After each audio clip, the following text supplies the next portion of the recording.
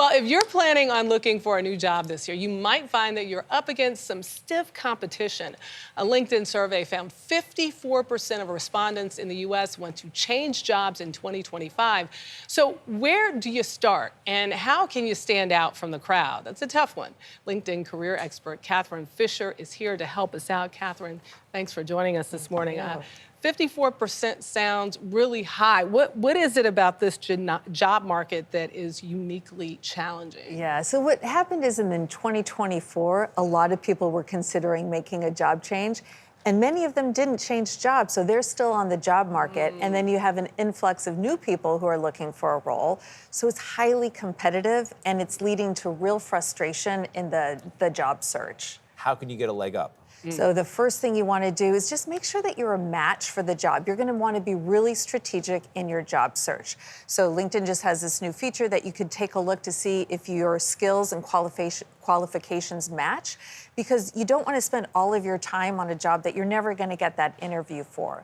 You also don't want to cut and paste every single resume, cover letter, et cetera. And if it says that it's, cover letter optional, it's never an option. It's always a yes. The reason why is you want to use every opportunity you have to sell yourself. So make sure that you're customizing all of your correspondence with the hiring manager.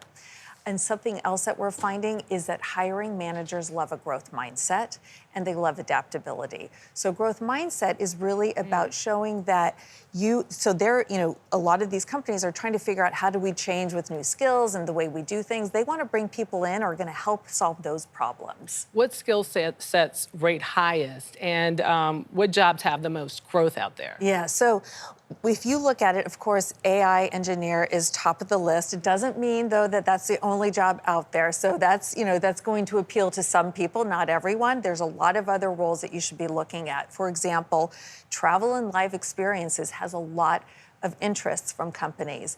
And think of that as like an event coordinator, a travel advisor. Construction, healthcare, really high on the list. Another one, maybe not as surprising, is companies are looking for people to help with growth.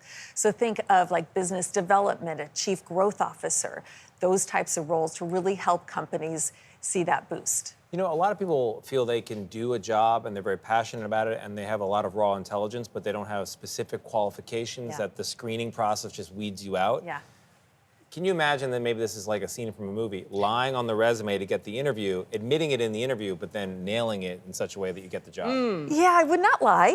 I think I can answer that. Then you're never going to get the interview. So then I think you're looking at the wrong roles. What you really want to do is focus on the roles where you do have that skill set. But sometimes what'll happen is that the way they're describing what that job description is, if you really look at it closely, you may have those skills because there's a lot of transferable skills.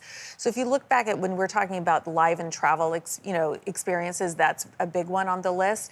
Like an event coordinator and a travel advisor, two different jobs, they share a lot of the same skills. Yeah.